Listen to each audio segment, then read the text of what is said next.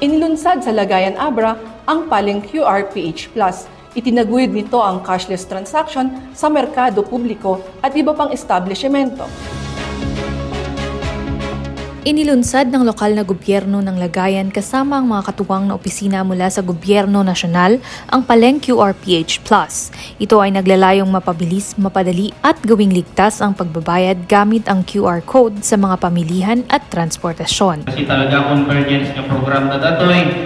Tapnon mas mapapaspas iti pinagnegosyo ti tunggal may sa kanya tayo and iti consumer show at mapapaspas mat iti pinakitransact na kanya tayong negosyante. Sa amin po sa Bangko Sentral ng Pilipinas, isa po talaga sa hangarin namin ang mabigyan po ng alternatibong paraan ang ating mga kababayan sa kanilang pakikipag bayad ng kanilang mga transaksyon on their daily basis. So importante po na tayo pasayaaten iti estado iti panag-negosyo.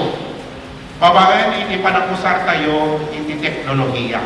We're very happy na at tatapta dagiti quarter MSMEs to witness the launching iti Paleng QRPH dito iti Lagayan. Umadungunay gyamyaman kami iti gyamyaman kami iti LGU Lagayan. Ipinahayag ng mga agency partners ang kanilang patuloy na suporta upang mapalago ang pagpapatupad ng mga digital transactions at iba pang inisyatibo para sa pagunlad ng bayan. Mula dito sa Abra, Jam Malingan para sa PIA News, Cordillera.